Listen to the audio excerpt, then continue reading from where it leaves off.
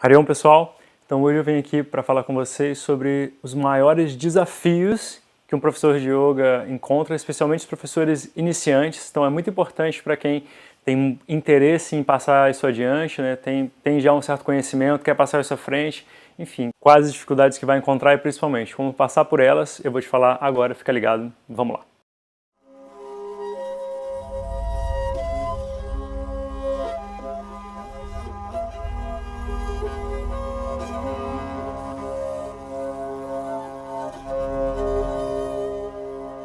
Então, quais são os maiores desafios que um professor de yoga iniciante vai encontrar? Para começar, então não digo nem na carreira, né, mas para começar. Eu tenho uma experiência aí, já de mais de 300 pessoas passaram pelo meu curso de formação, já aqui no Rio, em Porto Alegre, São Paulo, se for contar todo mundo, já mais de 300 pessoas passaram, então formei já bastante gente. E vejo as mesmas dificuldades se manifestarem com realmente muita frequência. E são coisas, ao mesmo tempo, que preocupam a pessoa, né? A pessoa dá uma taquicardia ali, mas ao mesmo tempo são coisas simples de você cuidar, se você souber como, é claro. Então vamos lá. A primeira coisa que um professor de yoga sente é que, apesar de que ele é um praticante regular, às vezes um praticante de muitos anos, alguém que está assim, muito interessado sobre yoga, já leu pra caramba, já viu vários cursos, já foi a vários workshops, já foi para a Índia, inclusive, e sente que ele não consegue organizar aquilo, né? Simplesmente não tem como ele pegar aquele mundo e botar, então, no método, e é isso que falta a ele, método. Então, a primeira coisa que é importante é você encontrar uma tradição para chamar de sua. O que eu quero dizer com isso? Quando você entra em contato com yoga, você não imagina o mundo, né? Um universo de coisas que você vai encontrar. São muitos mestres, muitas vertentes, muitas tradições, muito tudo. E todas elas têm alguma coisa de válido para trazer. Depende de você, né, da sua conexão com o mestre, né, com a pessoa, com o ensinamento, da forma como ele é exposto e a forma que ele toma quando você vai de fato praticar. Postura ou meditação, mantra, rituais. Você pode encontrar no yoga uma religião, né, que é o hinduísmo e derivados. Agora, se você tentar fazer tudo ao mesmo tempo, provavelmente não vai dar. O que eu quero dizer com isso? Tem um caminho certo, tem um caminho errado. Então é o seguinte, existe uma maneira certa, né? Uma maneira certa de fazer bolo? Não. Tem bolo de chocolate, de laranja, de fubá, meu favorito. Tem de limão, tem de um monte de coisa. Então, se você começa a fazer um bolo, aí você junta ali o ovo, a farinha, você junta ali o leite, e aí você vai começar. Você vai fazer um bolo de quê? Então você tem que decidir. Se não, você vai botar chocolate, depois você vai botar o limão, depois você vai botar a laranja, aí de repente você joga um pouco de sal, porque, enfim, você mudou de ideia, quer fazer um bolo salgado. Então o lance não tem uma maneira certa de você fazer bolo. Depende de qual bolo você quer no final. De uma maneira esquisitamente similar, com o yoga é a mesma coisa. Não tem uma tradição correta, né? Tem várias tradições que te falam ao coração, à mente e ao espírito. Se você começar a embolar tudo, especialmente no começo, você não consegue chegar em lugar nenhum. Você nunca termina esse bolo. Por quê? Uma hora aí você muda de ideia, você começa com as posturas, você se fascina pela meditação, você aprofunda na meditação, você vai atrás do mantra, aí você corre atrás dos rituais, e aí você não consegue. Então, a forma de você sedimentar isso, você escolher uma tradição, e entender ela a fundo, o que ela está te transmitindo, de que maneira que ela transmite para você o que o yoga é e o que ele pode te trazer de bom.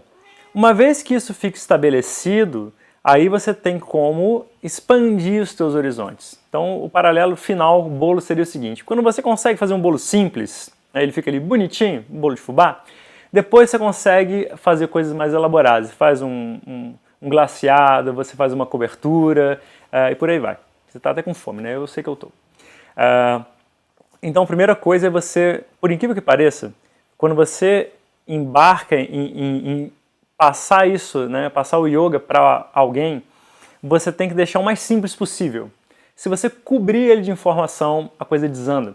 Por isso que eu sempre falo também para os alunos que o pior/melhor livro sobre yoga que tem é de um alemão chamado Jörg Feuerstein, chamado A Tradição do Yoga. É uma talaca desse tamanho, de grossura assim, desse tamanho, né, de largura. E tem tudo que você poderia saber sobre yoga, praticamente tudo. E o problema justamente é esse. Se você ler ele de cabo a rabo, ele mais te confunde do que te informa. Então você tem que sedimentar uma tradição, tentar entender na simplicidade da situação, e é essa simplicidade que vai sedimentar a tua base para passar alguma coisa para uma outra pessoa. Porque primeiro você mesmo tem que entender, certo? Então, essa é a primeira dica. A primeira dificuldade é como que você vai passar. Essa é a primeira dica. Sedimenta uma tradição. Fica numa tradição só e depois você segue adiante. O segundo desafio do professor yoga novato é que ele vai topar com as mais diferentes tipos de condições físicas, mais diferentes tipos de enfermidades ou de situações com relação ao corpo e a mente da pessoa. E ele fica desesperado, né? O que vai acontecer se pintar um aluno com hérnia? O que vai acontecer se o cara vier de braço quebrado? O que vai acontecer se o cara dormir no relaxamento e não acordar mais? Enfim, muitas perguntas, muitas situações. E de novo, a chave é você se ater ao simples. Ou seja, se você não é médico, se você não é fisioterapeuta, não tem uma atividade, né, paralela nesse sentido à sua de professor de yoga, você tem que ir aprendendo com o tempo. Você tem que se fiar nas pessoas que conhecem. Então, se aparece um aluno com uma situação com a qual você não sabe lidar, naquela aula você está meio vendido. Você vai ter que fazer o mínimo possível para aquela pessoa ter uma aula legal, não se machucar, né, não se piorar. E no instante seguinte que aquela pessoa for embora, você vai tentar se informar a respeito daquela condição. Um amigo médico, um amigo osteopata, um amigo fisioterapeuta, massoterapeuta, enfim, várias pessoas que podem dar dicas construtivas sobre a situação daquela pessoa. E com o tempo você vai aprendendo. Com certeza sempre vai ter uma situação com a qual você não sabe lidar. O mais importante é você ter sobriedade para não dar dicas a partir de orelhada. Você não sabe o que você está dizendo. Na verdade, você diz alguma coisa só para não ficar calado. É péssimo isso, porque de fato, realmente isso pode dar uma estragada boa ali na pessoa. Então, a dica é a mesma praticamente, né? Mantenha no simples, mantenha naquilo que você tem certeza que você está fazendo e vai dar tudo certo. Então, mantenha no simples, sempre. E por fim, acho que o terceiro maior desafio é a pessoa ter confiança. Eu sinto uma grande falta de confiança, né, nas pessoas que são formadas, em todas elas, né, em todos os cursos, no meu, em todos os cursos, as pessoas saem dali dizendo assim, não sei se eu estou pronto para dar aula. E provavelmente não está. Não está pronto para tudo que der e vier. Mas é assim que a gente começa todas as coisas. A única forma de você gerar a confiança necessária para dar aula é dando aula. Não tem outro jeito. Como é que você gera a confiança necessária para voar de asa delta? Voando. Como que você sobe lá na pedra altona e aí você cria confiança para se jogar lá naquele lago que está lá embaixo? Se jogando. Não tem outro jeito, não tem treinamento, não tem o que dê jeito nisso. Então, com confiança, com a bagagem que você tem nas costas, né, então, geralmente um curso de formação, o melhor formato para um curso de formação é um curso extensivo, porque você tem tempo, de fato, para poder lidar com todo o ensinamento, com todas as práticas, você tem tempo para sentir aquilo fazendo efeito dentro de você, você questiona, você tem tempo para questionar, para duvidar, para resolver as dúvidas e continuar no caminho melhor do que você entrou.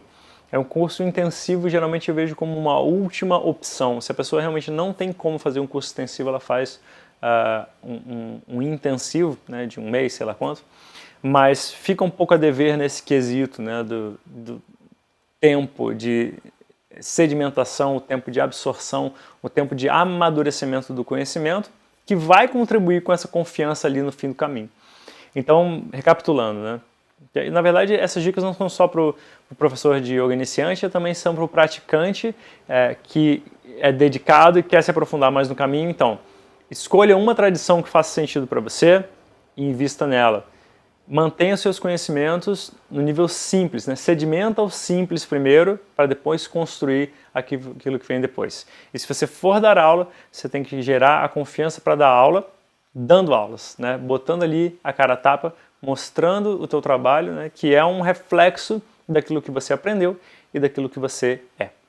Justamente para quem está nesse caminho, né? Quer se tornar um professor de yoga melhor, quer se tornar um praticante melhor, porque conhece a tradição, porque sabe a que ela veio, o que esperar dela, como passá-la adiante, é que eu estou mais uma vez fazendo uma edição, talvez a última edição desse ano, do meu curso gratuito online de Yoga em Essência, que é justamente o essencial que você precisa saber sobre o yoga vai ser bem legal ali no mês de setembro. A gente vai ter mais de 21 dias aí de aulas, comunidade, discussões, meditações, vai ser maneiro pra caramba, como já foi.